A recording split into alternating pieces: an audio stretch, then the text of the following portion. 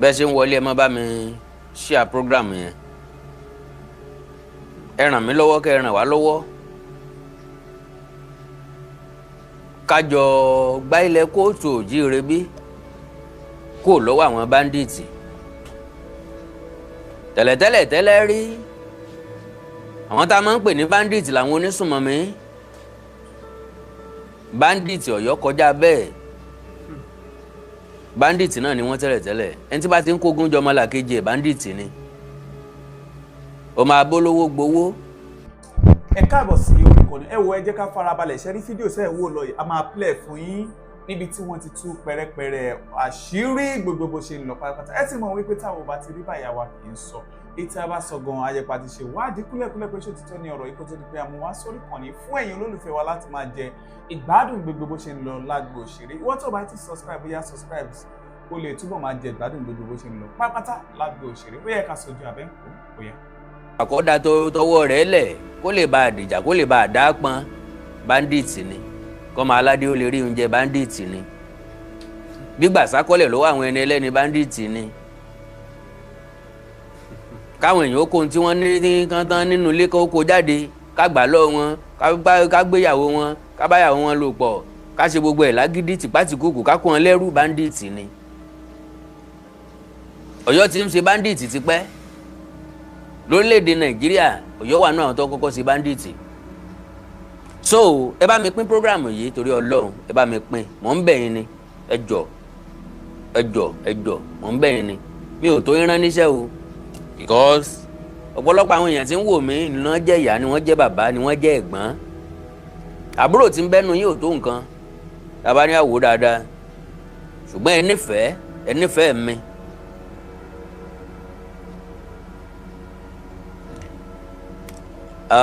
Ẹ nífẹ̀ẹ́ mi lélẹ̀ tó túmọ̀ sí wípé ẹ nífẹ̀ẹ́ lẹ káàárọ̀ òjíire bí.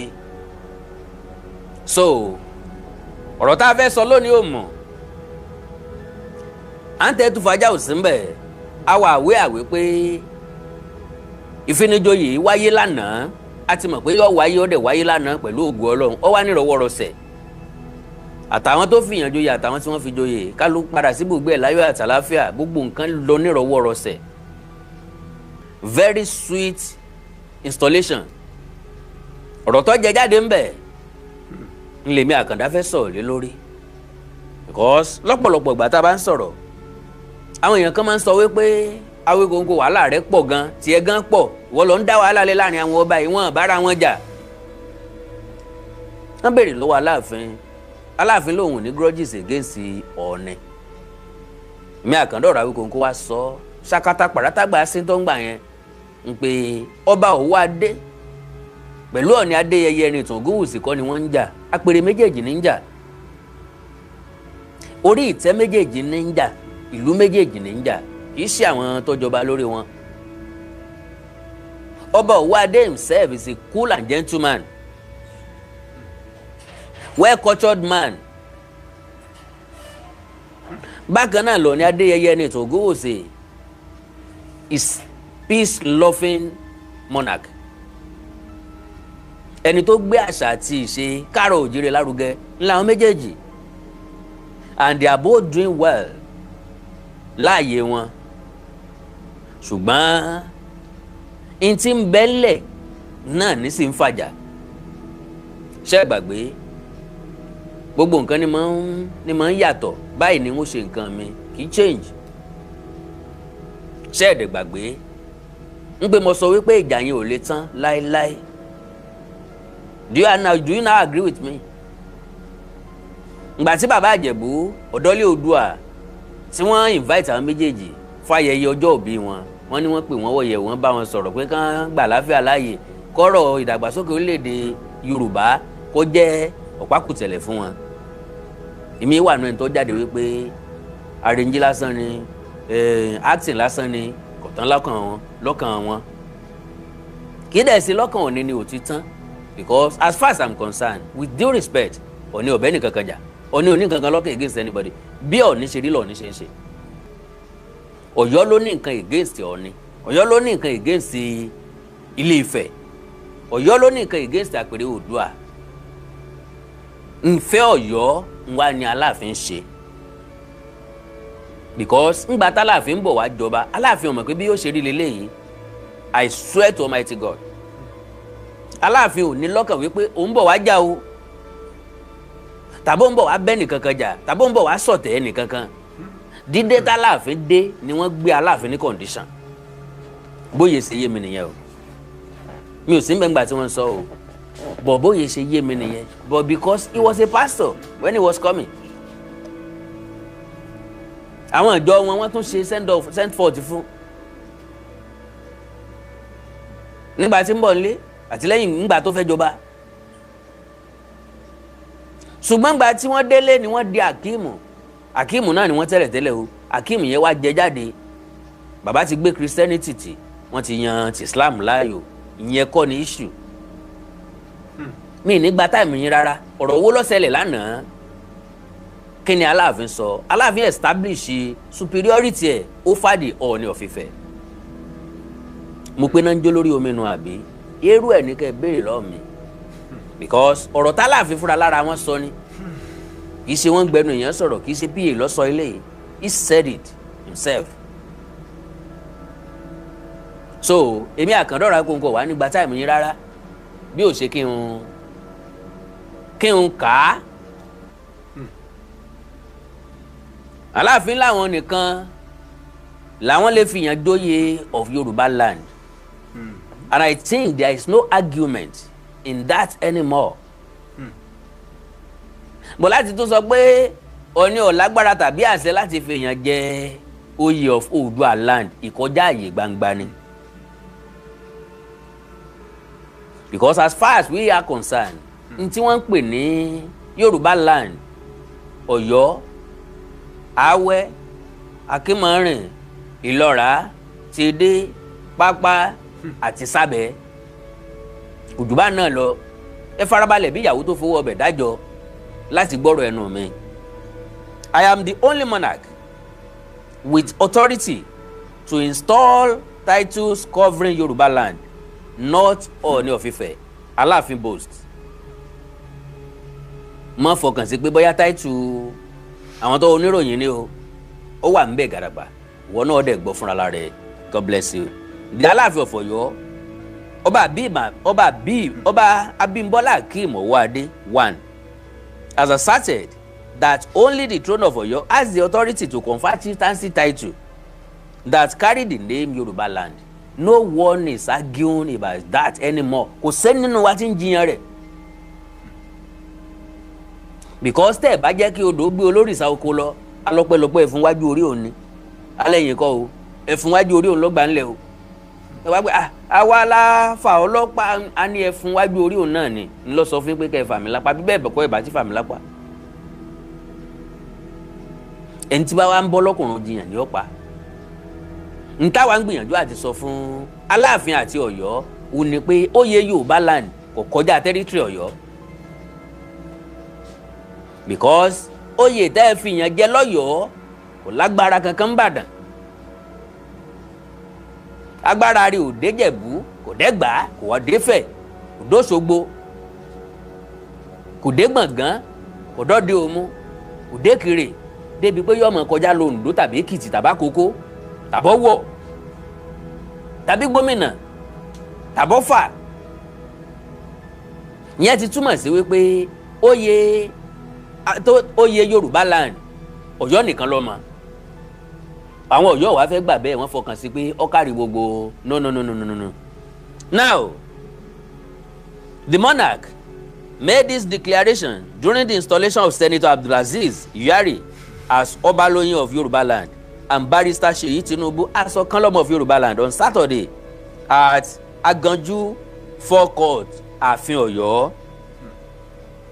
Ọba Owade emphasized that chieftaincy in Yoruba culture is not a matter of favour or decoration, but a duty that comes from responsibility. Responsibility wo ni Seyi Tinubu ló ní nílẹ̀ Káàárọ̀ Oòjíire tàbí ló ní nílẹ̀ Yorùbá tàbí ló ní lọ́yọ̀ọ́ Aláàfin? Responsibility wo? For how long lẹ ti rò ó tí kì í bá ṣe láti favour? For how long lẹ ti ń rò ó tó fi wá jẹ́ pé ńgbà tí Ọọ̀ni fìyàn jẹ Ọ̀kanlọ́mọ of Oòduà land lẹ́yìn náà wá pick ọ̀kan lọ́mọ of Yorùbá land. Like I said before, it could have been ọ̀kan tàbí another oyè not ọ̀kan lọ́mọ. Tó bá máa jẹ́ ọ̀kan lọ́mọ kò ní jẹ́ ní àsìkò yìí. Well, it is not a matter of favour or decoration ni, but a duty that comes with responsibility. He explained that the throne of Oyo has historically served as a central coordinating authority for the Yoruba people, a role recognized both during colonial administration and in post-independent governance. Ògo àná ni l'Ọ̀yọ́ sì ń proclaim. Ògo àná ni wọ́n sì ń kàrámọ̀. Ògo àná ni wọ́n sì ń gbéléjú. Ògo àná náà ni wọ́n sì ń jẹ lẹ́nu láti gbà yìí. The Alaafin highlighted that titles bearing the name Yoruba land are collective titles representing the Yoruba people as a whole. No, sir. No, kábíyèsí, ibi tẹ́ ti ń get it twisted nìyẹn. Ibi tẹ́ ti ń get it wrong nìyẹn. Any title that carries Yoruba land is synonymous to Ọ̀yọ́ nìkan. Awẹ́ lè sọ pé àwọn ò recognize ẹ̀. Ìlọ́ra lè sọ pé àwọn ò recognize ẹ̀. Kò kàn wọ́n mọ́. Because consult ọba kankan ní gbogbo Yorùbá speaking states. Kẹ́ẹ̀jọ jókòó sọ o wípé okay o mo fẹ́ fìyàn jẹ oyè báyìí o kí lè rí sí.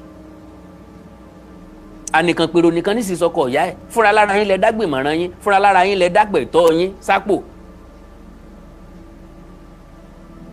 Fúnra lára yín lẹ gbé responsibility láwọn tó wá joyè lórí ní tí wọ́n ṣe fún yín tí wọ́n ṣe fún lẹ́yìn. So bó ló ṣe wá kọ́fà all Yorùbá speaking ìlú àbí all Yorùbá speaking people? How does that concern us? Bó ló ṣe kàn wá ń Ilé-Ifẹ̀, bó ló ṣe kàn wá l'Oǹdó, bó ló ṣe kàn wá ń Jẹ̀bú, bó ló ṣe kàn wá l'Ẹ̀gbá, bó ló ṣe kàn Àkókó, bó ló ṣe kàn Èkìtì. Ẹ ti ẹ̀ gbọ́dọ̀ sọ lọ́dún Èkìtì àtàkókó. Ẹ ti ẹ̀ gbọ́dọ̀ sọ l'Oǹdó. So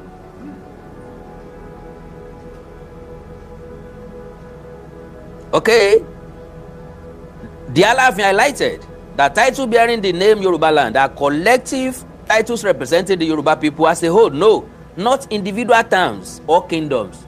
It is only Ọ̀yọ́ nìkan, and must therefore be conferred by an authority whose reach spans the entire region.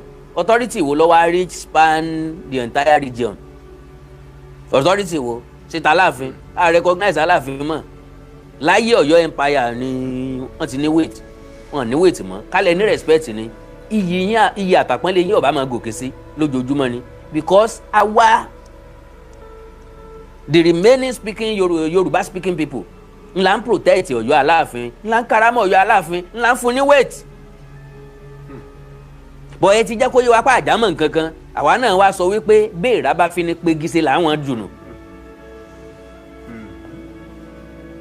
Ẹ bá ní kí la ṣe, á ṣe hàn. Ẹ bá ní kí la jámọ́ kí la jẹ́, á sọ fún pé kò nìkan dá sí ilé ayé ẹ̀. 19 tó lòun ò ní fi tó kàn sí, kò ní di 20. Kò sí ìlú tó lè fún rẹ̀ ní yàtọ̀ àpọ́nlé. Àwọn ẹlòmíì ni ó fún ọ lápọ́nlé, kò sọ́ba tó lè respect rẹ̀. Èèyàn ni yóò respect ọba. Ńjọ́ téèyàn bá ti wá kọjú ìjà sórí irun rẹ̀, ìjọ́ náà ni wàhálà ti dé. Kò sí nínú àwọn ọba tó bá Ọọ̀ni jà tàbí tó kojú ìjà sórí àpèrè Oòduà tó parí dáadáa. Ẹ lọ wò nù tán, ẹ lè héèlì wọn òmídélé tí nkíní yẹn bá ṣẹlẹ̀ o. Ẹ máa wo àwọn alálẹ̀ ní máa ń jà fọ́ Ọọ̀ni. Lẹ́ẹ̀rí àtúbọ̀tán àti àkọ̀yìn sí wọn àti àgbẹ̀yìn sí wọn. So wọ́n ní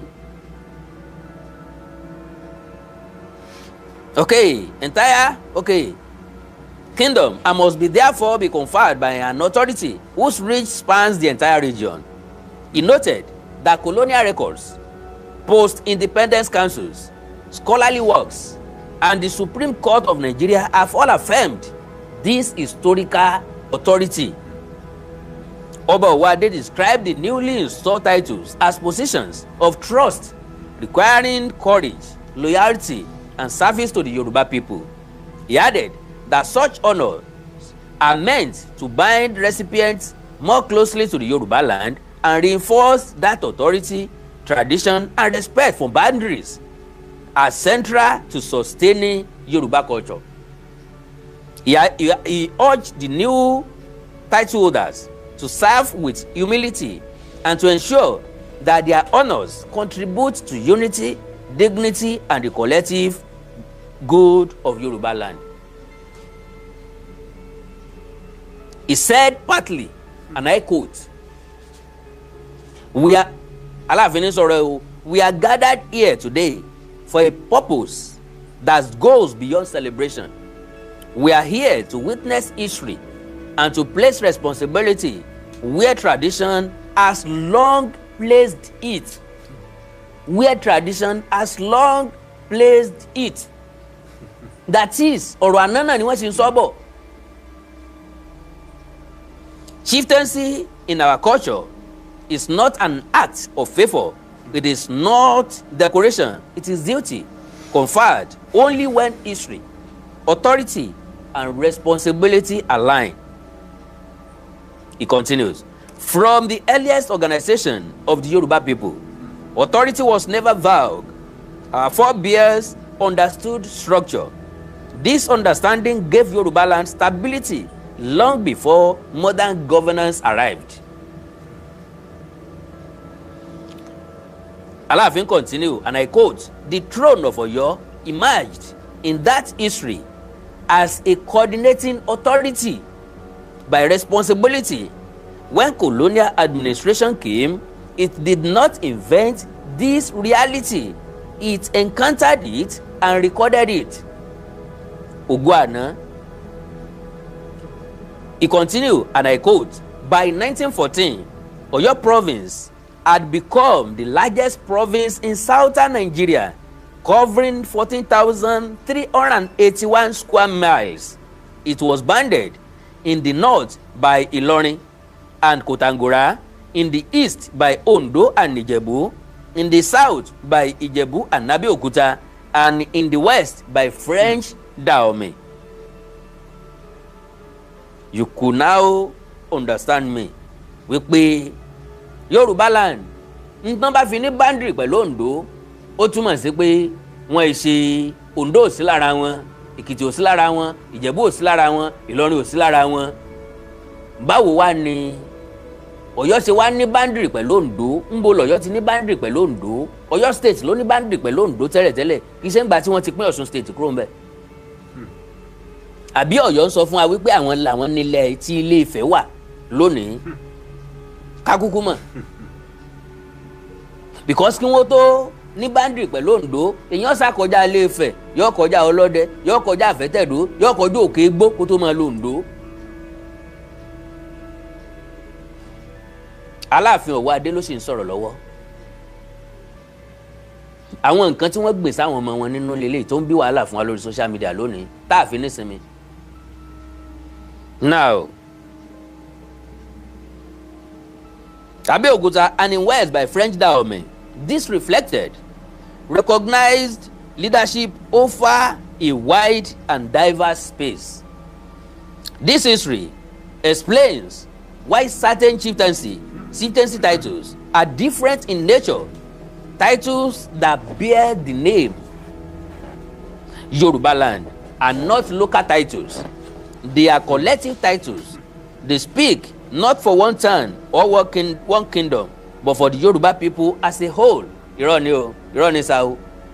Ọ̀yọ́ nìkan as a whole ni. Kò kan ìlú tó kù as a whole. Ọ̀yọ́ nìkan lọ́kàn. Approve ẹ̀ fún yín nígbàgbà. Such titles must therefore proceed from an authority whose reach by history and by law extends across Yoruba land. Ṣé ẹ ti ń gbọ́rọ̀ báyìí? Ẹ ti ń gbọ́rọ̀? Kábíyèsí ní sọ̀rọ̀ lọ́wọ́ o. Today, I do not speak to provoke debate. Ṣé ẹ gbọ́ mi dáadáa? Today, I do not speak to provoke debate.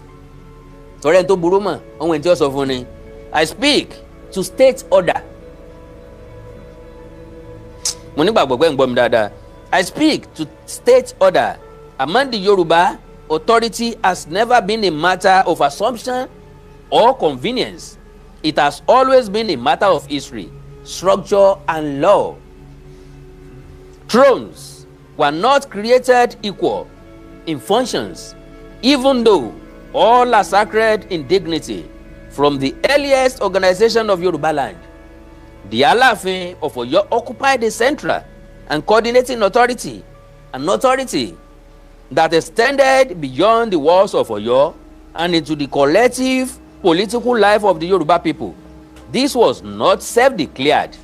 It was recognized, enforced, and sustained across generations. It is not recognized or sustained across generations. Once Oyo Katunga fell, the iyì àtàpọ́nlé of Oyo vanished. This present Oyo is Agoja land borrowed by Atiba. Ẹ jẹ́ kí n pẹmọ lọ́dọ̀ yín. Ogun ti tú lé wa ká, ogun ti tú aká, ogun ti dàwárù. Àrí bí àṣàṣì mọ̀, ẹ jẹ́ òun ṣàtìpó ń bí díẹ̀. Ńlá fòmọ́ fi donílé máwọn àgọ́ ọ̀já lọ́wọ́. Tí àgọ́ ọ̀já fi di àgọ́dọ̀yọ́, tí àgọ́dọ̀yọ́ fi dọ̀yọ́ Àtìbà, tí Ọ̀yọ́ Àtìbà fi di Ọ̀yọ́ Aláàfin 100%. Now, colonial records acknowledge it. Post-independence council preserve it. Scholars documented it. And finally, the Supreme Court of Nigeria affirmed it. The law is clear. History is settled. Chieftaincy titles that bear the name Yoruba land, titles whose meaning, influence, and obligation are not confined to a single town or kingdom, fall under a singular established authority. That authority is the throne of Oyo. Ká sọ wípé secretary, personal assistant, media personality Aláàfin tàbí ti palace ló ń sọ̀rọ̀ tẹ́lẹ̀tẹ́lẹ̀. This is from horse's mouth. Àríyànjiyàn kan kò sí ń bẹ̀ mọ́, kábíyèsí wọn sọ̀rọ̀ fúnra lára wọn. Ẹ̀yin náà ti wá rí báyìí ìdí àti ìtumọ̀ tí wàhálà yẹn ò fi lè parí, tí ò fi lè sinmi, tó fi difficult fún wa láti dákẹ́ lórí ẹ̀. Mo mọ̀ wípé ẹ̀yin bàbá àti màmá mi ti establish ẹ̀ wípé ọ̀gbẹ́ni tí wọ́n pè l'Awikoko kò ní jàǹgbọ̀n kankan nù o. Bí ọ̀bá rí kò ní déédéé wí. Torí bí ọ̀bá sì ń tó ṣe ẹ̀ṣẹ̀ kì í déédéé ṣe lásán. Ẹ̀kún ní bá kan wá. Obìnrin tó fi Ìdòwú ṣàkọ́bí á béèrè lọ́wọ́ ẹ̀ ibo ló bí ìbejì sí. Pé bájá òmìnir ọ̀bá rí kò ní déédéé gbó. Ọ̀rọ̀ rẹ̀ o láti ẹnu Aláàfin of Ọ̀yọ́. Lónìí mo rí ọ̀rọ̀ kan náà o tí ọ̀gbẹ́ni kan fi ìta. Ọmọ Ọ̀yọ́ group ló ṣe ẹ̀. Ọ̀gbẹ́ni tó ń pè láṣíwájú ọmọ Yorùbá. Ó ní until Ọ̀yọ́ cut itself off from Ilé-Ifẹ̀, all the palapala from Ife will continue. None of you say anything about that. Ẹ̀yin náà dẹ̀ rí o. But once Awikoko bá ti sọ̀rọ̀, Awikoko ni máa ń jó ní wàhálà. Kí ni ṣe bọ̀bọ̀ Awikoko yẹn gan tí ẹ ti pọ̀ jù, wàhálà rẹ ti pọ̀ jù. Ọmọ àlè ní kọ̀dí síta tọ̀ sílé. Àpèrè Oòduà ó jẹ mí lógún ju anything lọ. Láti protect ẹ, mo lè ṣe anything. Torí pé n tó kú àkù nílẹ̀ Káàárọ̀ Oòjíire nìyẹn. Níbi tí ìyá àtàpọ́n lè wá remain sí nìyẹn. Ǹjọ́ ta bá ti tà láti jẹ́ nǹkan kan mọ́. Ìbọ́yọ̀ là ń sọ ìrìn ìsìn. Ọ̀yọ́ lẹ́nu ń bẹ̀ mọ́. Ǹjọ́ tẹ́ empire ti fọ́. Fúnra láwọn ara wọn náà wọ́n sì fọ́ nǹkan wọn. Ọ̀tẹ̀ àtijọba. Wọ́n ta Aláàfin Olúewu.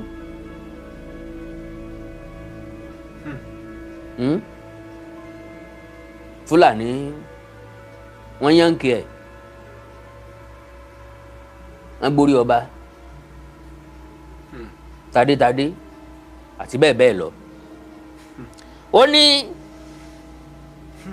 all the palapala from Ife will continue. Ọ̀yọ́ Katunga is not from Ife. Èmi Àkàndá sọ bẹ́ẹ̀ ń dò ní. ẹ gbà mí gbọ́, Ọ̀yọ́ existed long before. Ẹ gbọ́, Ọ̀rànmíyàn only came to establish the Alaafin dynasty. All the 7 Ọ̀yọ́mèsì have no family house in Ifẹ̀ 100%.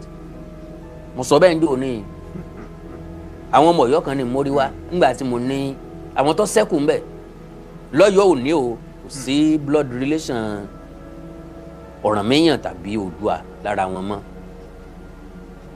Mo dẹ̀ sọ mo fi Ọlọ́run ọ̀run tó dá mi ṣẹ̀rí. Ìdí tí wà yẹn fi ń wá láti bẹ̀rẹ̀ nìyẹn. Gbogbo tó jẹ́ generation Ọ̀rànmíyàn pátápátá ti parẹ́ sínú ogun. N tó lè ṣẹ́kù ní generation Ṣàngó ó ti parẹ́. Àwọn tó nílẹ̀ wọn tó nílẹ̀ tí wọ́n wá gbà àwọn Nupe àwọn Bàrìbá àwọn náà ní Ọ̀yọ́mèsì. Àwọn náà ni wọ́n sì ń ṣàkóso ilẹ̀ wọn lọ. So Ọ̀yọ́ has its own source, its own heritage, its own civilization. Ooni is an ally, not our origin. Ọ̀yọ́ remains Ọ̀yọ́. Ọ̀rọ̀ lẹ ti gbọ́ ìwé ẹ̀yin ọ̀jọ̀gbọ́n. Ọ̀rọ̀ náà rèé gbogbo gbajúmọ̀. Ọ̀rọ̀ lẹ ti gbọ́ yìí o. Ó dùn mí pé mi ò tún fi nọ́mbà mi sí o. Possibly ẹ lè fẹ́ pè mí o. Mi mọ point of view yín lórí ọ̀rọ̀ tá a sọ yìí, lórí ọ̀rọ̀ tí kábíyèsí ikú bàbá yèyé Aláàfin of Ọ̀yọ́ tí wọ́n sọ. +234 915 147 9599 +234 915 147 9599. Nígbà tí fi máa pè mí nù ó dàbẹ̀ nípa àwọn èèyàn mi ò wá sóde lónìí torí wọn ọ̀rọ̀ wọ stíkà wọn ọ̀rọ̀ stíkà fún mi. Bóyá wọn ò dẹ̀ láìkè mi mọ́ èmi gan ọ̀dẹ̀ fẹ́ pẹ́ lóde ẹ ra stíkà fún mi. Ibi tẹ́ ẹ ti ń wò mí tẹ́ bá ti wò sálẹ̀ ẹ rí $sign bẹ́ẹ̀ click lórí ẹ̀ yóò gbé lọ sí ibi táwọn stíkà sí yìí wà. Ó dùn mí ibi tí Ìjẹ̀bú ò ti sí ń lẹ́nu abókàsì Ìjẹ̀bú wọn ò sí ń lẹ́nu ń ti rọ́wọ́ wọn. Hello.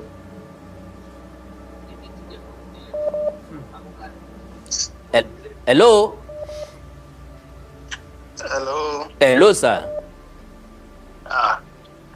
Ẹ káàsán. Ẹ káalẹ́ lọ́dọ̀ wa ń bí o. Ẹ káalẹ́ ẹ káàsán. Yes sir. Ẹ pẹ̀lẹ́ àrídé. Lágbára Ọlọ́run ní fi ipá kún yín o. Àmín sir. Gbogbo gbìyànjú yín là ń rí. So in fact ẹ ti sọ gbogbo ẹ̀. Nǹkan tó tiẹ̀ tèmi tiẹ̀ ṣe pé ṣẹ́ rí Ọlọ́run ló tiẹ̀ dá ẹ̀yin sílẹ̀, Ọlọ́run ló dá yín pé tí ò bá tiẹ̀ lọ sí irú yín tó máa káàkó gbogbo irú àwọn ẹ mọ̀ irú yín náà pọ̀ o, irú yín pọ̀ káàkiri. Bẹ́ẹ̀ ni irú Ọlọ́run nìkan ni ò sí bẹ́ẹ̀ ni. Ọkọ̀ ní kéèyàn ní mind yẹn láti jáde láti máa dìbọn kí ṣe gbọ́n ló lè jáde bẹ́yìn ṣe ń jáde so ìyàtọ̀ tó wà ń bẹ́ẹ̀ ni. God bless you sir. So Ọlọ́run á dẹ̀ máa fún yín ṣe. Àmín o àmín sir. In fact àwọn pípọ̀ yẹn ó tiẹ̀ tó àwẹ̀ tààrẹ òpìtàn ààrẹ òpòrọ̀ tó wà ní kiri ó lẹ̀ díẹ̀ lọ́ra ń ṣe kíní ọ̀rá ń ṣe díẹ̀ bẹ́ẹ̀ ni ó ṣe wípé òun balance òun ààrẹ kíní kan díẹ̀ ó wá ṣẹ̀ṣẹ̀ wá ó ẹ̀rí pé kò lè kó tiẹ̀ wá lè fi ipò mọ́ ó wá ṣẹ̀ṣẹ̀ wá gbogbo balance ẹ̀ jáde kíní kan ó sọ ẹ mọ nǹkan tèmi tiẹ̀ ti fẹ́ sọ ó tún sọ̀rọ̀ ó ní lọ́sùn state Aláàfin ló ní gbàngán. Aláàfin ló ní kò yí. Does that make any sense to anyone? ó ní ebi àṣejìrẹ́ yẹn ní Ilé Ifẹ̀ dé. Gbogbo àmọ̀ bẹ́ẹ̀. Tábà kọjá ní àṣejìrẹ́ tán Aláàfin ló ní gbọ̀ngàn tó wá ń tó gbogbo ẹ̀ nǹkan tí mo wá fẹ́ sọ ni pé nígbà tí gbogbo wa wà láyé ń sìn gan tó lè sọ ìtàn tó gbogbo wa tó ju gbogbo wa tó ń gbà tí gbogbo wa wà láyé tó sọ tó correct ṣé o ló máa sọ ìtàn 250 years ago. Kò wá yé mi o tó sọ̀rọ̀ ẹ̀ débi ẹni kò yé mi o. Kò wá tẹ́ gbẹgbẹ kí ló wá ní ìwọ ló fẹ́ sọ̀tàn 250 years tí gbogbo àná ẹ̀dẹ́gbọ̀n ká dẹ̀ máa wò. Tí ẹni àgbàlagbà bá sọ̀tàn aláàlọ́ ni wọ́n ń pa. Eléyìí tó ń bá sọ gangan lójúlówó ìmọ̀ tó fún confidence yẹn. God bless you sir. Ẹ ṣé púpọ̀ sir. Máa tún pè yín all right sir. Nǹkan tó fẹ́ sọ gan pọ̀ ó tiẹ̀ ti parẹ́ mọ́ mi lóko náà máa pè yín padà. All right sir. All right sir. God bless you sir. Yes sir. Hello. Hello.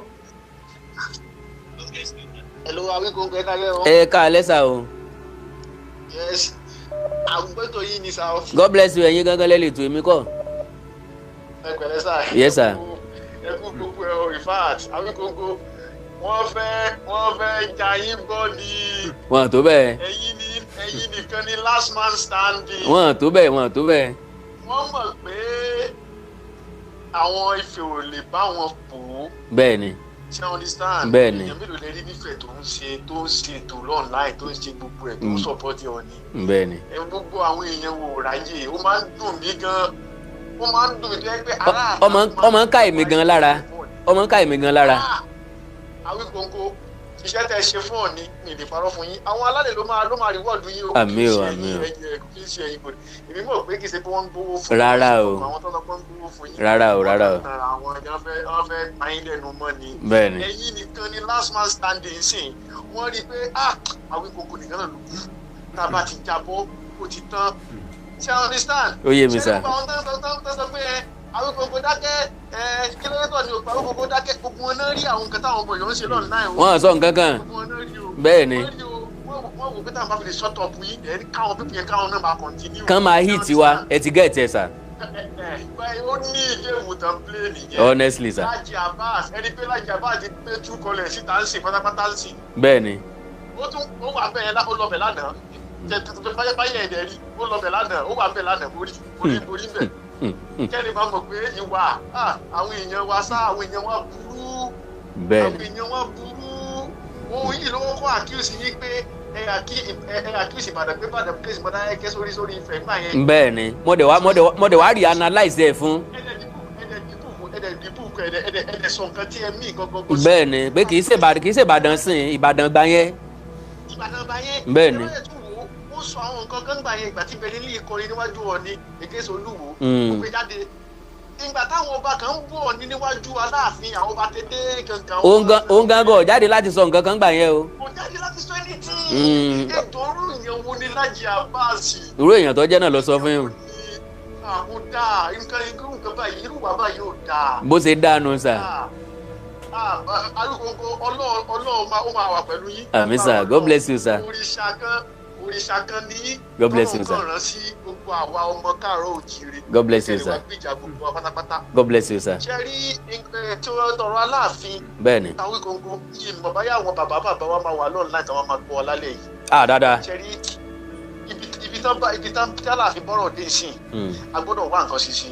Àkọ́kọ́ court case tán ló wà lọ́wọ́ wọn yẹn. Wọ́n jẹ́ ká review ẹ̀. Ṣé you understand? Tá bá lè ṣe bẹ́ẹ̀. That's the final thing tá a lè ṣe lórí nǹkan tó wà nílẹ̀. Otherwise àwọn máa fi court case yẹn wọ́n máa fi tàn wá jẹ títí nítorí Ọ̀yọ́ mọ̀ pé 7 towns nìkan ni àwọn ní. Bẹ́ẹ̀ ni àwọn á fẹ́ gbéra wọn lórí gbogbo wa. Lórí gbogbo tó south west. Nbo náà ti ń ṣerú ẹ̀. Tẹ bá fún ọ ní dọ́kúmẹ̀ntì 7 towns yẹn sìn wọ́n ní lọ́wọ́ tó bá yẹ dé bá fẹ́ fíìlì fọ́ọ̀mù tó pé kó fíìlì Oòduà síbẹ̀ náà bá fẹ́ fíìlì fọ́ọ̀mù kó fíìlì kíníkan síbẹ̀ náà. Àwọn náà mọ̀ náà. Kíní yóò kọ́fà gbogbo south west pátápátá wọ́n máa fi ṣe bẹ́ẹ̀ ni pé wọ́n kó kọ́fà south west. Bẹ́ẹ̀ ni sà. Ṣé rí mo bẹ gbogbo àwọn bàbá wa mo mọ̀ pé àwọn bàyẹn náà mọ bó ṣe lọ. Bẹ́ẹ̀ ni. Ṣé ọ̀nìṣà tá a bá ṣe ń sìn ọjọ́ iwájú ó máa affect gbogbo àwọn pátápátá èlé parọ́ fún mi torí Aláàfin eléyìí tí a ṣe tó bá dàgbà tó bá lọ sí bàbá Aláàfin tó tún bọ̀ náà ó máa continue rẹ̀. Bẹ́ẹ̀ ni. Bẹ́ẹ̀ ni sà. Ó máa continue rẹ̀ tábà lè fi lè lọ gba any nation láti ṣe mistake gba any nation lásán ìtàn ìmọ̀ ní problem jù gangan nìyẹn. Tó bá ti jẹ́ lórúkọ wọn. Tó bá jẹ́ lórúkọ wọn ìtàn ìmọ̀ ní problem jù gangan ni ẹ̀mọ̀ pẹ́ ti sọ kí ni ìtìpẹ́. Bẹ́ẹ̀ ni. Tipẹ́ àwọn èèyàn ní state yín. Bẹ́ẹ̀ ni. So èmi ò mọ nǹkan táwọn bàbá ilé ṣe lórí ọ̀rọ̀ court case yẹn kọjá ká lọ review in court ti understand. Ó yé mi. Ó dá ọ ṣé kóòtù fún wọn ní pé ti 7 tán yẹn ni wọ́n fún wọn ni àbí ti gbogbo south west ti understand.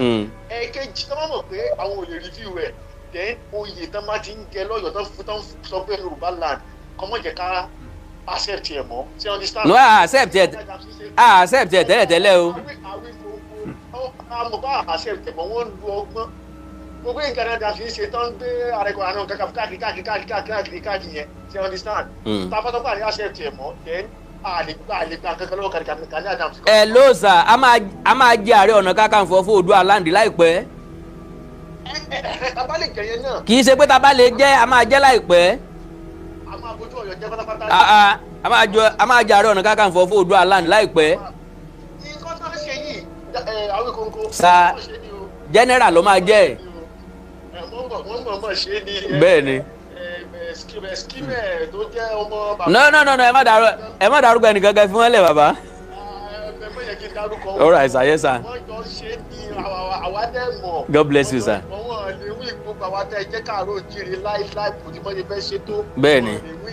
Bẹ́ẹ̀ni, sir. God bless you, sir. Ẹlòmínà fẹ́ pè. God bless you, sir. Ó dàbọ̀, sir. Hello, daddy.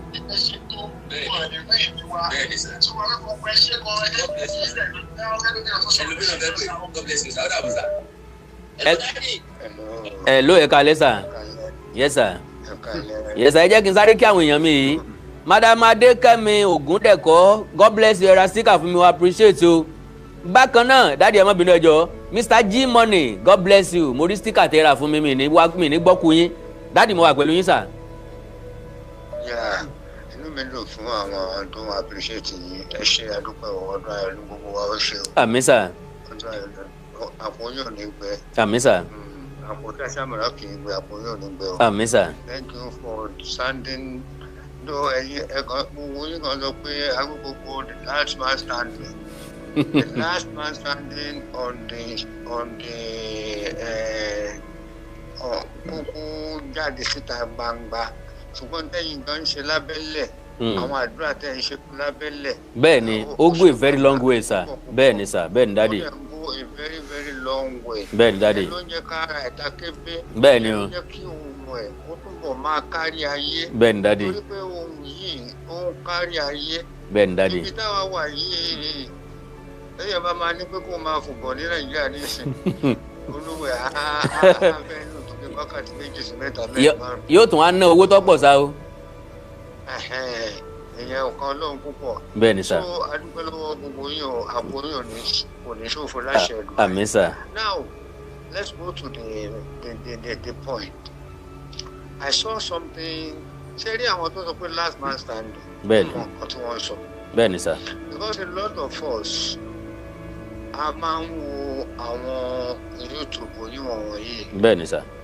Mo ṣàrìbápàdé arákùnrin kan and I was shocked. Ó pẹ́ tẹ́ ti ń sọ wípé àwọn ọ̀tá Oòduà gan wà nínú alẹ́ ẹ̀fẹ̀ yẹn gangan fúnra wọn. Èmi ò fẹ́ dárúkọ ẹnì kankan. Ó yé mi, daddy. Pé àgbàlagbà kì í ṣòro bí òwe. Bẹ́ẹ̀ni, daddy. Ọmọ yẹn ń appeal. Ó tiẹ̀ dárúkọ ti yín gangan báyìí. Okay, sir. You see, tí ènìyàn bá wọ́n ní tí ara ilé èèyàn bá ń jẹ kòkòrò burúkú. Tá a sọ fún un. Tí èèyàn bá da lẹ́kùn. Bẹ́ẹ̀ni. Wọ́n ní ẹ̀rẹ̀ gbogbo ẹ̀ ò ní jẹ́ ká sùn lóru. Bẹ́ẹ̀ni. Ṣé rí ọ̀ràn míyàn ní o? Àwọn ni àjíṣe bí Ọ̀yọ́ ní o. Ọ̀yọ́ ò kì í ṣe bí ẹnìkan ní o. Bẹ́ẹ̀ni. Ṣé rí nígbà tí tán ti ń jẹ kòkòrò burúkú yìí tá a dá wọn lẹ́kùn ẹrẹ húrú ẹ̀ ní ò tí ì jẹ́ kí gbogbo ilẹ̀ Oòduà ó gbádùn. Honestly, daddy. Because ṣe rí àpọ́nlé àpọ́njù. I repeat myself. Bẹ́ẹ̀ni. Àpọ́nlé àpọ́njù. Ọ̀yọ́ o, Ọ̀yọ́ o, Ọ̀yọ́ o. Ọ̀yọ́ empire o, Ọ̀yọ́ empire o. What have they stand for? Kí ni value wọn gangan? Because I don't know their value. What have they invented? And I keep on saying it on this program pé tẹ́ ẹ bá lọ sí Rome lónìí ẹ ó sì rí àwọn handwork Roman Empire bíi monument ńláńlá. Tẹ́ ẹ bá lọ Egypt lónìí ẹ ó rí àwọn pyramids tó stand. Bẹ́ẹ̀ni, sir. Tó belong to Pharaoh Empire and Egyptian Empire kan kọ́ nígbà tí wọ́n. Bẹ́ẹ̀ni, sir. And these pyramids are over 3,000, 4,000 years old. Èmi gan débẹ̀, daddy. Kí ni àti débẹ̀ sẹ́bàtà? Kí ni monument tí Ọ̀yọ́ sílẹ̀ orúkọ fúnfún àti làbúrúkú lẹ́ẹ̀fẹ́ ọmọ? Ẹrúkẹrú abilala lẹ́nu. Kí ni monument tí wọ́n fi lẹ̀ ju òwò ẹrú tó yẹ pé àwọn èèyàn wa tó wà bí àwọn tó wà ní Cuba àwọn tó wà ní Jamaica, àwọn tó wà ní Haiti, ṣe rí Ọ̀yọ́ ò lè tò ẹ̀kọ́ lẹ̀, Ọ̀yọ́ ò lè tò nítorí pé ṣé àwọn aláboyún tó ti sọ sínú omi nínú ọkọ̀ ship àbí àwọn tí wọ́n pa nípakúpa. Àbáwọn tán fi kọ́kọ́rọ́ àgádágodo sílẹ̀ nu. Àwọn ìpè wọ̀nyẹn lágbára o. Àwọn èpè ló ń dà wọ́n. Èpè. Àti bẹ arákùnrin yìí pé ó jọ̀ ọ́ nítorí pé ọmọdé ló fi joyè. Ó fi sùúrù lọ. Wọ́n máa ń gbàdúrà kan wá ní yíyọ ní ọ̀nà ọ̀dọ́ ọmọdé yọ. Bẹ́ẹ̀ni. Wọ́n ní kí Ọlọ́run bá wa bìlẹ̀ tó sùn. Àmín o. Sí àwa ń gbàdúrà fún ọ tó bá fẹ́ kí àdúrà tí à ń gbà fún kó gbà ó ní láti rawọ́ sí àdúrà yẹn fúnra yẹn. Bẹ́ẹ̀ni. So àdúrà yẹn á lè gbà dáadáa. Àmín sà. But èmi ò rí o pé àdúrà yẹn gbà lórí ẹ o. I repeat myself again, èmi ò rí gbàdúrà yẹn gbà lórí ẹ. Nítorí pé àwọn nǹkan tó ń ra wọlé lórí wọ̀nyí is too much. Bẹ́ẹ̀ni sà. Ó ti show envy. Ó ti show inferiority complex. Because tẹ́ bá lọ sórí social media, àfàwọn tí wọ́n gbọ́ ló hàn ń sọ pé what kind of this? Ẹni tó fẹ́ máa dárúkọ ẹnìkan lábùjá wọn gbogbo wa ló mọ̀ wọ́n. Bẹ́ẹ̀ni. Gbogbo wa ló mọ̀ wọ́n. Anyway, ẹ̀yin mọ̀ sọ ju àwa lọ. God bless you, daddy. Ẹ̀yin mọ̀ sọ ju àwa lọ. A mọ̀ rí ń bá o. Ṣùgbọ́n àṣẹ. Ẹ ṣé mo dúpẹ́ sà. A tún máa gbàdúrà fún yín. All right sir.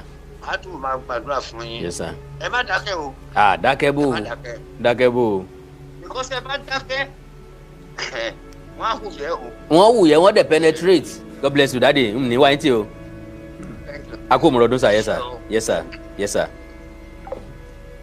Dídákẹ́tà dákẹ́tà ìtẹ́lẹ̀ lọ́jọ́ òye ẹni tó ń pè mí lórí láì yẹn mi ní pk láíláí láì tẹ́ máa pè ní mo ti pin sórí program mi yẹn and again tí yẹn bá ti ń pè yẹn tí yẹn bá ti ń kọ̀ tẹ̀ ẹni ò lè pk nìyẹn mo ti kọ̀ tẹ̀ more than 30 times ẹ sì tó ń pè síbẹ̀ náà bí a kẹ́ listen sí program kẹ́lẹ́ mo bí tẹ́ máa pè sí kí n tó pick another call ẹ jẹ́ kí n kọ́kọ́ appreciate àwọn èèyàn tó ra sticker fún mi o Mr. Gideon Adébọ̀wálé mi ní wáńtì sà ẹ ra sticker fún mi ní wáńtì Mr. Fẹ́mi Bánjọ ẹ ní kúkú òjijì lágbára Ọlọ́run Adékẹ́mi Ògúndẹ̀kọ́ mi ní wáyé tí lágbára Ọlọ́run God bless you ẹ̀yin náà lè ra sticker fún mi ẹ click lórí dollar sign tó wà nísàlẹ̀ ibi tẹ́ ti ń wò mí yẹn ó máa gbé lọ síbi táwọn stickers yìí wà then ẹ tún lè tẹ́ bá rí bí tẹ́ ti ń wo fídíò yìí ẹ máa rí ibi tán kọ share sí ẹ máa rí ibi tán kọ thanks sí tẹ́ bá ti click lórí thanks yẹn ó máa gbé dé ibi táwọn stickers yẹn wà ẹ lè ra sticker fún mi kú iṣẹ́ ní mórí iṣẹ́ yá kò sẹ́ni tó ń finance mi kò sẹ́ni tó ń sponsor mi kò sẹ́ni tó ń gbogbo àwọn nǹkan iná ilẹ̀ fi lè support mi ipò láti ń lò látàárọ̀ God bless you mi ní wáyé tí o mi ní wáyé àwọn kan sọ pé mo máa ń tọrọ báà ní àtọrọ lèmi omi ṣe báà ní àjàgbà so that is the only grace you can support me God bless you sir God bless you ma fẹ́ni tó bá lórí ọ̀fẹ́ ni o kì í ṣe kàn ń pa o ok nọ́mbà tẹ́ lè pè mí sí +234 915 147 9599 +234 915 147 9599 nọ́mbà tẹ́ lè pè mí sínú God bless you sir God bless you ma ẹni tó ń pè mí láti Kútọ́nù yìí kí ló dé sẹ́ni yẹn fẹ́ jẹ́ kí n blọ́ọ̀kù nọ́mbà òun ni màá blọ́ọ̀kù nọ́mbà yẹn tẹ́ni yẹn bá tún pè mí again ó ń disturb streaming mi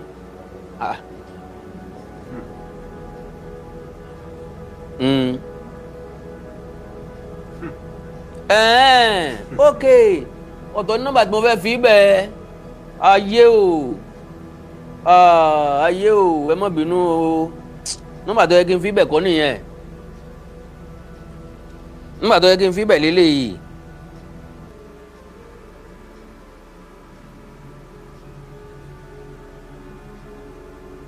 ẹ má bínú o ẹ má bínú o.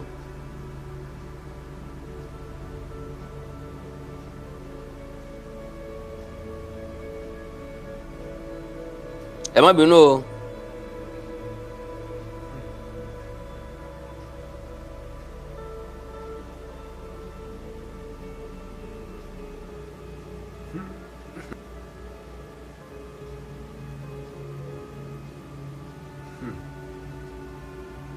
Mr. Aróge Lánre mi ní wáyé tì sà Aróge Lánre ilé Aróge wà o.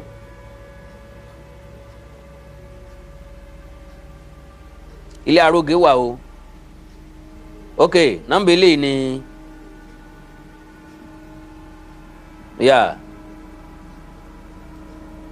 ó ti ní kí n fi replace the pin message mo ti replace ẹ lórí YouTube nọ́mbà tẹ́ lè pè mí sí ó dẹ̀ dùn mí àwọn èèyàn pè mí síbẹ̀ yẹn gan rẹpẹtẹ mí mọ́ yẹn delete ẹ̀ kúrò.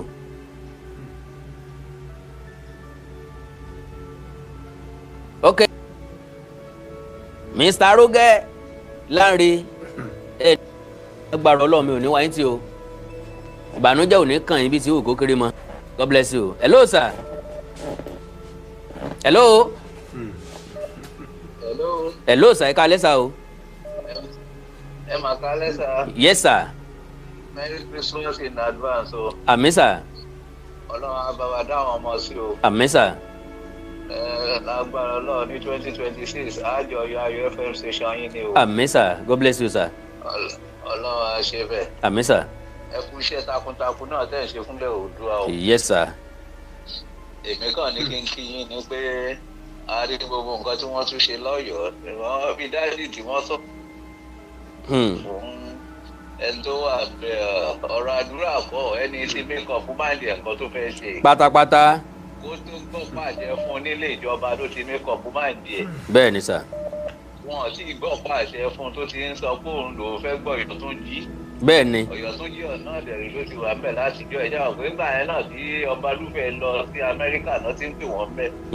Ẹni tó ṣe gbogbo yẹn ó kàn dùn wá pé at the end of the day èmi rò pé gbogbo àwọn ọmọ Oòduà ní ìdí because gbogbo eléyìí tí ọba Adéyẹmí ṣe ń gbà yẹn wọ́n get away with a lot of things misinformation. Bẹ́ẹ̀ni. Táwọn èèyàn òdìdí sí tí wọn ò kọ bí ara sí olótú mú kí ọba Wálé náà ó tún kọ̀ǹtínú. Bẹ́ẹ̀ni. Tí wọ́n ṣe. Bẹ́ẹ̀ni sà. Nígbà tí wọ́n fi hàn jẹ́ oyè ọ̀kan lọ́mọ ní ilé ọ̀kan lọ́mọ Oòduà nílé Ifẹ̀. Tí wọn náà wá lọ pé ọmọ president kò sẹ́ni tí ìgbà bá wí president ni mo bá wí. Torí ìwọ̀nba ti má jẹ́ kí ọmọ wọn gba oyè yẹn. Tó bá jẹ́ kó yè mí ni ìbá dá ṣùgbọ́n kò yẹ kán kò yẹ kán jẹ́ kán ọmọ wọn gboyè yẹn ní àsìkò yìí pàápàá pẹ̀lú nǹkan tó ń lọ yìí. Bóyá president ò dẹ̀ rí nǹkan tó ń lọ.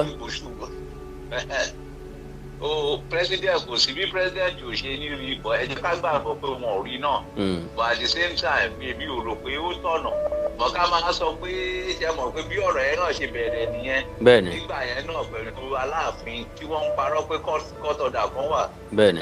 Barista kan mi ò fẹ́ dárúkọ wọn tán wà l'Àbújá wọ́n ti wádìí kínní yẹn wọ́n dẹ̀ ti kọ́ pé kò sí bí Supreme Court ṣe máa fún ọba kan ní imperial power ìwọ ni o ló lè fi èèyàn jọba tó máa kárí tájú Yorùbá land ní present day South West kò sí Supreme Court judgement tó máa grant irú agbára yẹn fún ọba kankan because certificate tó wà lọ́wọ́ Ọlọ́yọ̀ gan fúnra rẹ̀ it just has to do with Ọ̀yọ́ nìkan ni. Bẹ́ẹ̀ni. Ọlọ́run yóò lè pàṣẹ dáwẹ́ Ọlọ́run yóò lè pàṣẹ Dáfídì. Bẹ́ẹ̀ni sà. Ọ̀rọ̀ ilẹ̀ ti pa wọ́n pọ̀ ní Awẹ́ àti Ògbómọ̀ṣọ́. Awẹ́ dẹ̀ wín ni wọ́n. Bẹ́ẹ̀ni. Bẹ́ẹ̀ni. Bẹ́ẹ̀ni.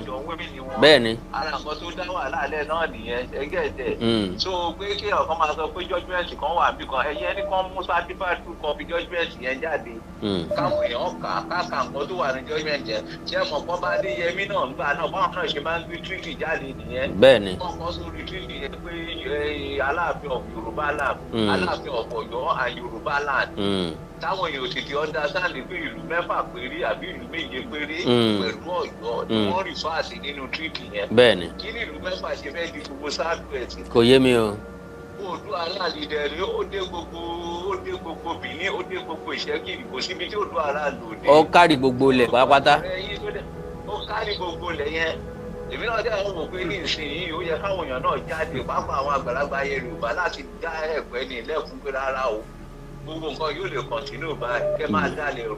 Bẹ́ẹ̀ni. Ìdí kò tí pọ̀lú kan kò sí dàgbàsókè kankan ẹ jẹ́ ká kí bàbá wọn ọdún fún dàgbàsókè tó wà yunifásitì gbogbo ẹ̀ bí iṣẹ́ náà fáwọn ọmọdé òrìṣẹ́ ṣe ọ̀pọ̀lọpọ̀ ẹ̀ ló wà èwo ni Aláàfin Ọ̀yọ́ fẹ́ ṣe bẹ̀ kákan lọ káwọn kan wá kán ìyàtọ̀ náà wà bẹ́ẹ̀ aláwọn tó lọ sọ́yọ́ àdẹ̀ láwọn tó lọ sí Ilé-Ifẹ̀ gómìnà mélòó ló wà lọ́yọ̀ọ́ láti lọ bá wọn ṣàjọyọ̀ pé wọ́n fẹ́ nìkan joyè ńbẹ̀ tó gbogbo yẹn is just irrelevant ìdàgbàsókè la fẹ́ nílẹ̀ Oòduà àwa ọmọ tá à ń pera wa lóòdùà náà ní ìsìn ká máa ṣe Yorùbá kù everybody máa lo Oòduà. bẹ́ẹ̀ni tàbílẹ̀ káàárọ̀ òjíire bẹ́ẹ̀ni sà.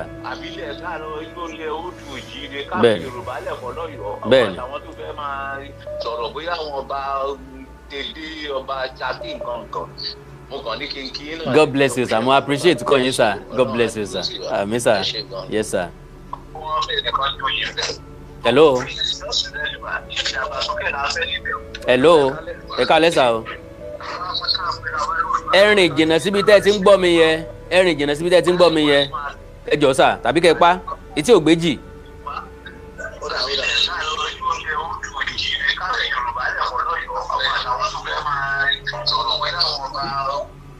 hello.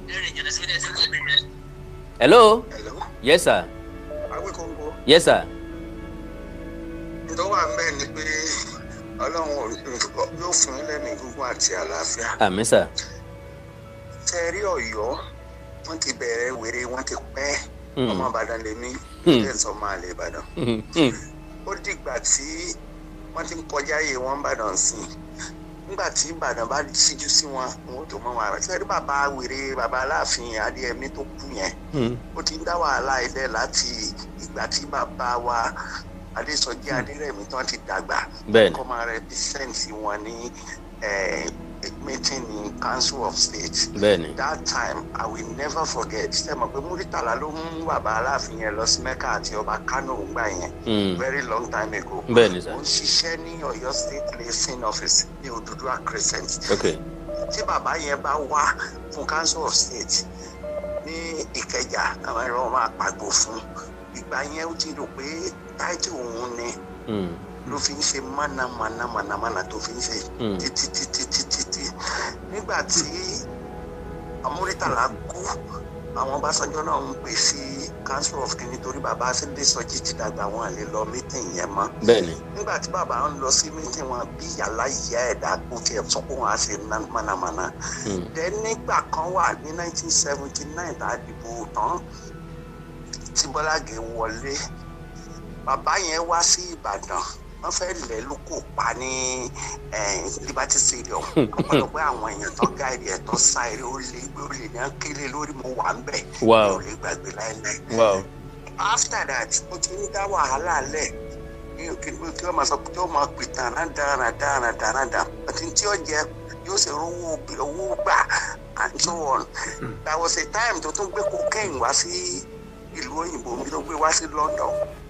tí o bá ṣe ọpẹ́lọpẹ́ Abíọ́lá tó gba bàbá yẹn lẹ̀ ìbá lẹ̀ wọn ó gbé sínú pọ̀pọ̀ àwọn fi kíní là gbogbo ẹ̀ la rí so Abíọ́lá ló gba bàbá yẹn lẹ̀ nígbà yẹn so mọ̀nàmọ́ná yẹn ó ti wà lára wọn tẹ́ ẹ bá rí Ọ̀yọ́ ẹ rí i pé ìlú wọn bí abúlé ni ọwọ́ títì tẹ́ ẹ máa gba bí dáadé ra búrẹ́dì àti wàrà yẹn bẹ́ẹ̀ náà ló dáa dẹ́nu lọ́yọ̀ Akínmọ̀rin Awẹ́ Fìdítì ìfún Fìdítì dáa jù wọ́n lọ wọn àgbèrí torí ọ̀tẹ̀ rárá ilé onílẹ̀ tí wọ́n gbà nítorí wọn wá fẹ́ béèrè sí ni pé bí o mọ tó ń ṣe àwọn èèyàn bàbá ọba tí wọ́n pa tí wọ́n fi gbé wọn lọ sí kóòtù tí wọ́n fi dákẹ́ wọ́n yẹ kó gbé wọn lọ sí kóòtù kan fi gbogbo ẹ̀ kọjá tí wọ́n bá fi mú idiot Hakeem yẹn bolẹ̀ èmi ò ṣe bẹ́ẹ̀ lọ́jọ́ orí ọ̀pọ̀tọ̀rọ̀ kíníkọ́ so ṣé ojú rẹ̀ wọ́n ní bójú èèyàn pé kí èèyàn bá di sójú ẹ̀ fọ́ ni ṣé kò ní báwọn yòókù ẹ̀ ṣe ń ṣe ni ó rí bí ọ̀nà ń dìfẹ́lọ́pù ìlú wọn ìlú wọn ò lè gbé wọn lè dìfẹ́lọ́pù kankan torí ọ̀tẹ̀ tí ń bẹ láàrin wọn gan ò jẹ́ wọn gbádùn. bẹ́ẹ̀ ni dájú. ọgbọ́n tí ń sẹ́nu kátàkátà yẹn but ó ti ń kọjá yìí wọ́n sìn ẹ jẹ́ kí Ìbàdàn tọwọ́ bọ̀ kí ni wọ́n máa lọ fọwọ́ mú un lẹ́yìn ibi tó wà ní. oye bisa God bless you daddy. so ìyẹn wá ti mọ̀ ní ìgbà ó yẹ wèrè tó ń jẹ́ kiri tó ṣe ẹ̀yàn ṣèyí tí ó jẹ́ pé orí rẹ̀ ò pé tí ń ṣe gàràgàrà kí bàbá rẹ̀ wà ní president ó rò pé bàbá òun máa wà ń bẹ̀ títí ayé ni. àbí kò pẹ́ tán tán ikú arúgbó ọdún mẹ́jọ náà ni. kí ló fẹ́ gbà bí oyè ṣé yóò gbowó oṣù bí oyè ni tó ń ṣe gàràgàrà tó ṣe tó kúrò gbàjọ bí àkọ́bí ojúkú. dáàdì mi ò láìkẹ́ dáàdì mi ò láìkẹ́ dáàdì mi ò láìkẹ́. wọ́n nídìí láti sọ̀rọ̀ fún àbí dájì Àbáàsì tó ń pèrè ń dájí ṣé Yorùbá máa ń jẹ́ lájí. Dádì. Ìmọ̀ báwọn Ìbàdàn ṣe ń wòran tó ń pè tàkìtà nítorí ẹ̀ ti dà ọmọ ìjòyè Ìbàdàn. Because orí ẹ̀ ò pé. Olóyè Olúbàdàn mọ́ ni. Oyè wèrè wo ni oyè kí ni wọ́n fẹ́ fún oyè ṣe ní olóyè kankan jẹ lọ́dọ̀ anybody but wọ́n ní láti máa kì wọ́n wọ̀ gbogbo nonsense jẹ́nsì yẹn. All right, Daddy. God bless you, Daddy mi. wọ́n máa ń kẹgbà sídìí wọn wọ́n á mọ̀ wọn ara wọn anyway. All right, sir. Àmì sẹ̀ ṣe mo dúpẹ́ sà. Àgbáyé àdálẹ̀ o. Yes sir, ó dà wọ̀ sà. Yes sir, all right sir. Yes sir. Hello. Hello. Hello, Baba. Hello sir. Yes sir. Yes sir. Thank you sir. Mo ní kíní sticker àtàyè àwa kan wà tá àmọ́ bá ṣe ra sticker yẹn. Okay sir. Ẹ máa bá wa fi àkáǹtì yín. Okay sir. Ẹ máa bá wa suggestion tèmi nìyẹn o. Ó yé mi. Ẹ máa fi sójú ní náà. All right sir. Ẹ máa bá wa pin ẹ̀ síbẹ̀. All right sir. Nàìjíríà àkáǹtì yín. All right sir, mo ti gbọ́ sir. Ẹ jọ̀ọ́. God bless you, Daddy. Ṣé nọ́mbà tó yẹ ká pè sí ní àbí kì í ṣe nọ́mbà ilé ló yẹ ká máa pè yín? Nọ́mbà tó yẹ kẹ́ pè mí sí lórí program náà lélẹ́yìí sir. Òun ló máa ń loud. Okay. Bẹ́ẹ̀ni. Ẹjọ́ tún wá kú kankan tẹ́ rí àwọn Lájí Abbas yẹn tó ó sọ kankan tó ní ọmọọba òkè ń joyè. Bẹ́ẹ̀ni. Irọ́ ló ń pa o. Irọ́ ńlá ni. Ní ìlú wa lẹ́kìtì ní ìlú mi gangan ẹni tó bá jẹ ọba jẹ̀wù àti ọba sábà àwọn ọmọọba náà fi ń jẹ́ oyè ìlú dẹ̀ ni. Wow. Kì í ṣe oyè honorary honor. Oyè ìlú gangan ni àti onígẹmọ. Oyè tọmọ bá ń jẹ nílùú mi. Wow. Ó tó 5 sí 10. Wow. Ó ṣe pé ọmọọba ló gbúdọ̀ jẹ́ ká tó jẹ oyè. All right sir. So ìyẹn wà ń bẹ̀ eléyìí ọ̀kọlà tó wà l'Amẹ́ríkà ọpọlọ orí yẹn ti dorí kodò. Torí mo rí ó sọ kankan fún àwọn Èkìtì àti Oǹdó pé à ń gbèjà Ilé-Ifẹ̀ pé Ọ̀yọ́ la tàn mọ́. Ẹjọ́ ṣó pọ́sibù ká má mọ̀ bí tá a ti wá ní. Kò yé mi o. Gbogbo àwọn táwa láti Èkìtì àti Oǹdó la mọ agbo ilé wa n'Ilé-Ifẹ̀. Àbí? Òun gan ṣèkó sọ ó ní òun kì í ṣe ọmọ Odùduwà fún ọmọ Ọbàtálá lòun. Tó bá ṣe kó rí ẹ̀ pé ṣé kò yẹ kó mọ̀ fọ́ ọmọ Ilé-Ifẹ̀ gan ni Ọbàtálá. Kò yé mi o. Àbí Ilé-Ifẹ̀ kọ́ ló kọ́kọ́ wà kí gbogbo ìlú tó kù kó tó lọ. Kò yé mi o. So inú mi dẹ́dùn pẹ̀lú nǹkan tí mo gbọ́ lẹ́nu yín lórí prógámù pé wọ́n fẹ́ jẹ Ààrẹ Ọ̀nà Kakanfò ilẹ̀ Oòduà. Lágbára Ọlọ́run. Láìpẹ́ ni. Bẹ́ẹ̀ ni sà. Èèyàn a lot of people mọ Yorùbá. Bẹ́ẹ̀ ni. Odùduwà nìkan náà mọ̀. Bẹ́ẹ̀ ni sà. So Ọlọ́run bá wa ṣe tán. Àmín sà. So iṣẹ́ ilẹ̀ Yorùbá iṣẹ́ ilẹ̀ Odùduwà lẹ̀ ń ṣe o. Thank you sir. Kì í ṣe pé bóyá ẹ̀ ń gbèjà Ọọ̀ni. Rárá o. Ọlọ́run á dẹ̀ gbé yín ga. Àmín sà. Ọlọ́run á gbé yín ga. Ọlọ́run á sọ agbára yín dọ̀tun. Àmín sà, ẹ ṣé mo dúpẹ́ sà. God bless you sir. Ó dàbọ̀ sà, yes sir. Well,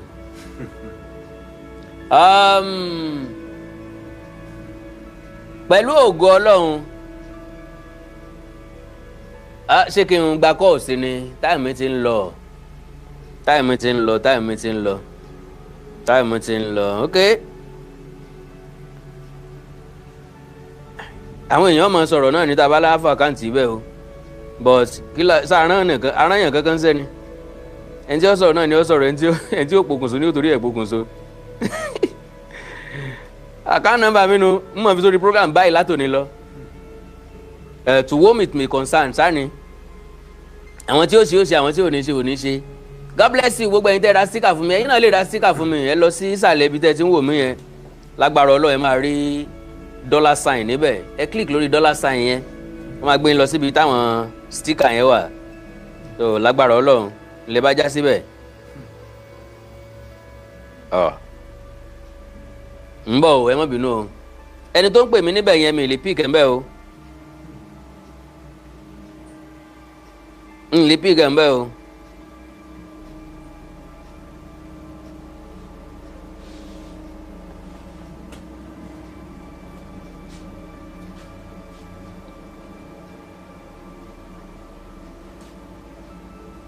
So now Save Nigeria ẹ pè mí sórí Glo yẹn mi lè pick ẹ̀ ń bí n tí mo fi save orúkọ yín ni Save Nigeria. Hello. Yes sir. Hello, sir. Mo wà pẹ̀lú yín sà o. Yes, sir. Quite to sir. Yes sir, God bless you sir. Agbára Ọlọ́run Olódùmarè á máa dúró tì yín ẹ̀ níṣe lásán. Àmín o, àmín o. Adúgbò ẹgbẹ́ ẹnu sí máìkì náà ní sá. Bẹ́ẹ̀ ni ẹ̀yin gángan lẹ́lẹ̀ tó. Ṣé ẹ rí sáré tí bàbá ọ̀gbà wò ẹ ká lọ yẹ ọpọlọ ẹ o. Bẹ́ẹ̀ ni. Kò dẹ̀ sẹ́ni tó máa wà láyé yìí tó mọ̀ ní bàbá fún tó bí. Bẹ́ẹ̀ ni. Kò sí ìwọ́n látọjú ọ̀run. Bẹ́ẹ̀ ni. Tó bá ti tí àwọn ilé bá ń kílè mọ̀ ọ̀rọ̀ níyàn pé bàbá wọn ni kọ́ wá fi orí ọ̀rọ̀ níyàn wọn ní ìlú Ọ̀yọ́. Bẹ́ẹ̀ ni. Tó wà nílùú Ọ̀yọ́. Bẹ́ẹ̀ ni. Tó bá ti fi hàn wá nílùú Ọ̀yọ́ pé ọ̀rọ̀ níyàn bẹ́ẹ̀ grand ẹ̀rí lọ́yọ̀ọ́. Àgbà pé bàbá wọn ní fún wa. Bẹ́ẹ̀ ni sà. Ìgbọ́n táwọn bá ti rí fún wọn lọ́yọ̀ọ́ wọ́n dákẹ́ títí láéláé.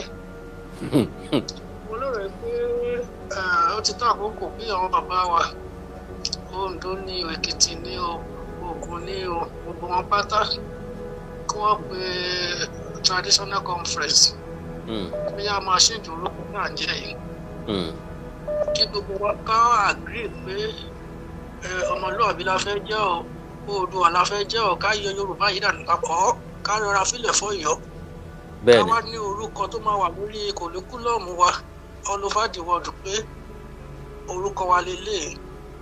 Màá fún yín ní sáǹpù kan. À ń sọ pé United Kingdom àbí? Bẹ́ẹ̀ni. Ṣé Wales ṣé ó lè claim pé òun ní United Kingdom? Kò yé mi o. England ṣé ó lè claim pé òun ní United Kingdom? Irọ́ o. Kí ló ń ṣe? Kí ló pa wọ́n pọ̀? United Kingdom. Bẹ́ẹ̀ni. Orúkọ àjùmọ̀jẹ́ òun náà ń jẹ́.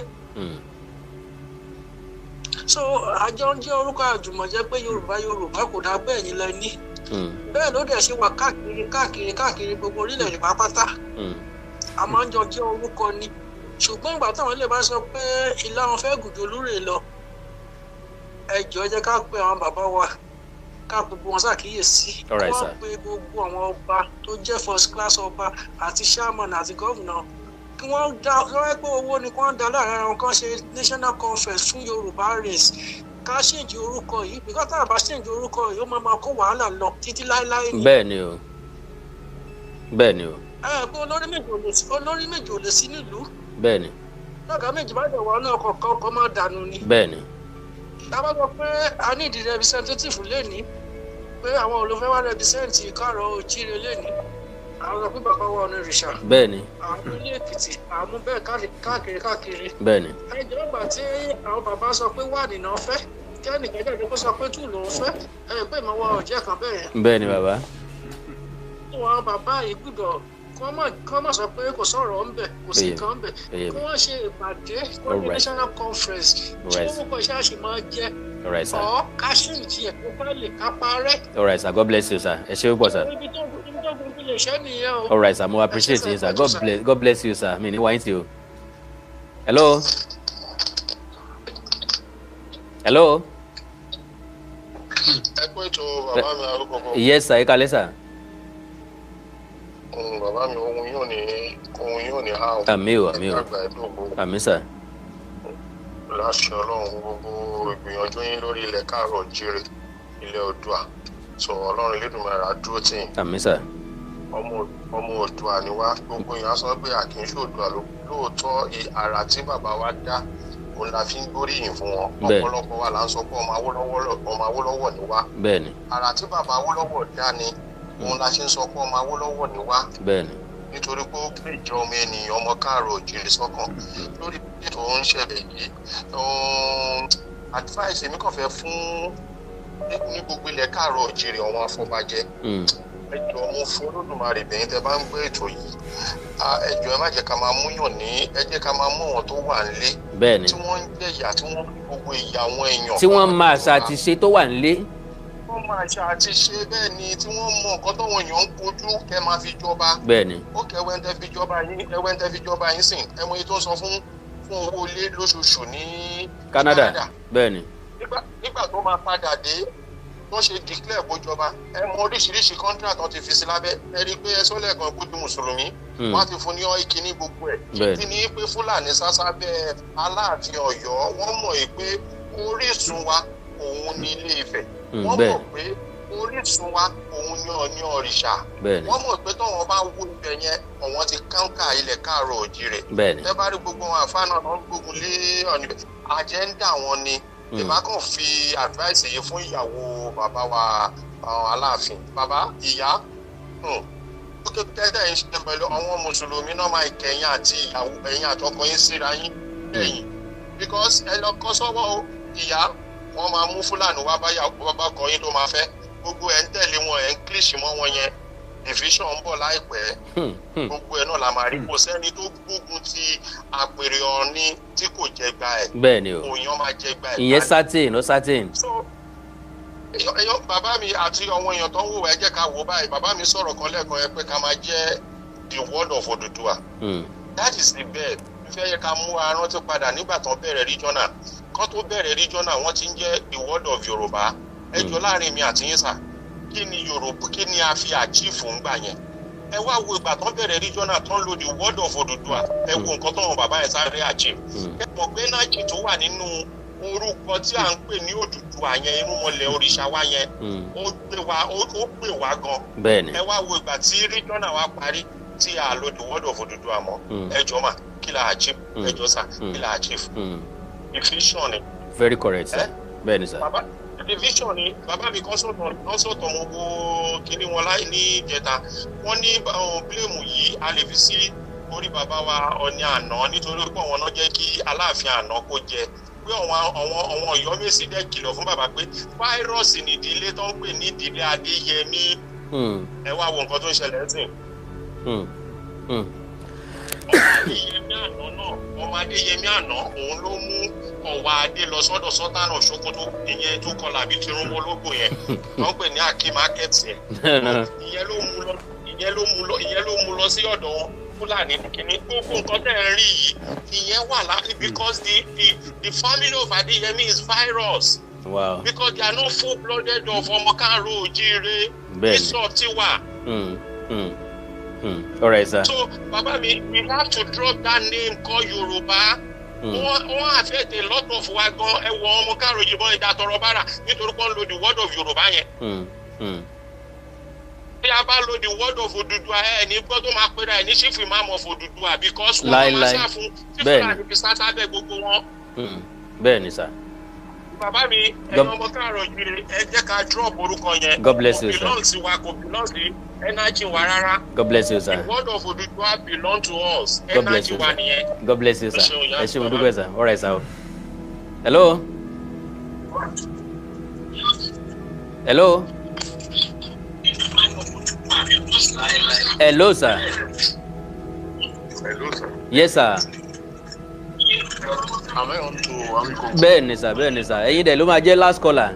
Torí pé mo ti rí pé ẹni tí ń pè mí ti pẹ́ náà ló jẹ́ ń pick ẹ̀, sir.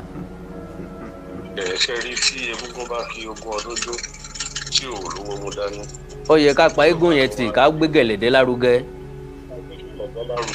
Bẹ́ẹ̀ ni. Kí ni ìtumọ̀ orúkọ Yorùbá yẹn? Àwọn orúkọ ìbàrìbá ni wọ́n. Àwọn ọ̀dàlẹ̀ ni. Bẹ́ẹ̀ ni sir. Irú ìtumọ̀ ti wà.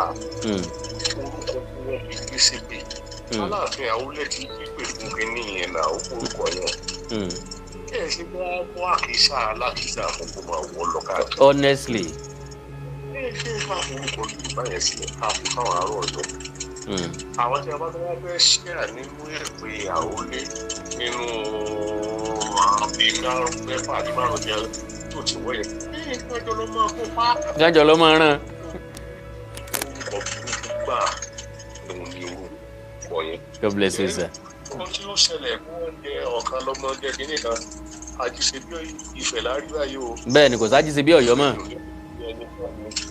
Ifẹ̀ lead dey follow. Kí ẹ rò pé wọ́n ti di ààrẹ lọ́la kan kò lẹ́gbàá. Wọ́n sọ bẹ́ẹ̀. Ká máa jẹ́ kí lọ káàkiri. Ìgbà táwọn olùkọ́ máa jẹ́ káwa jẹ ti tìfẹ̀ náà. No, Tífẹ̀ ti wà online already. Ká jẹ́ kíákíá ni. Bẹ́ẹ̀ ni. Nítorí pé a ṣe ọ̀kan náà mọ́ sọ́mi tí èyí tá a ṣe ní láti ní next year yẹn. bẹ́ẹ̀ni. ọ̀la ìlàjẹ ọ̀kan lọ́mọ security summit. bẹ́ẹ̀ni. ní ìlú ti jẹ́ ńgbà yẹn. Alright. ẹ̀mẹ́ni tí ó wà. God bless you baba. bí a bá jẹ máyégún lọ́wọ́ ní Ọ̀yọ́ òfin rẹ̀ sí máyégún Ọ̀yọ́. bẹ́ẹ̀ni. àwọn kò sí nǹkan tó ní Aláàfin Yorùbá náà. pàápàá Ọ̀yọ́ lọ́kàrì bẹ́ẹ̀ni. thank you sir. ẹ ṣé púpọ̀ sir. ó dàárọ̀ sir. yéè ilé mi ń pè mí Mr. Túndé ẹ̀ ń pè mí lórí láyẹn mi lè píkẹ́ sà ẹ má bínú láyìn kejì yẹn lẹ ti máa pè mí 081 tẹ bá rí mi pè má píkẹ́ o 081 àbí 0915 147 9599 Mr. Léyẹmí ẹ ra sticker fún mi owó tẹ́ fi tẹ̀ ẹ ní fi gbókù ọmọ ẹ ní fi gbowó ànábọ̀ ọwọ́ náà lẹ́ fi gbẹ̀tọ́ yín lágbára Ọlọ́run wọn ní rògbò yín wálé o lágbára Ọlọ́run ẹ kórè kó èrè òkè òkun wálé pẹ̀lú àṣẹ Èdùmàrè mi ní wáyé tí lágbára Ọlọ́run God bless you all àtẹ̀yìntẹ̀ ra sticker fún mi àtẹ̀yìntẹ̀ láǹfààní àti rà iná ò ní tán wo yín ẹ nídìí aláìnígbà kọ̀ọ̀kan lágbára Ọlọ́run ọdún táwọn wò lọ́ọ̀kan yìí ayọ̀ àti ìdùnnú lèmi àtẹ̀yìn làwa àtẹ̀yìn torí pé àwọn ìsọ̀ǹgbè mi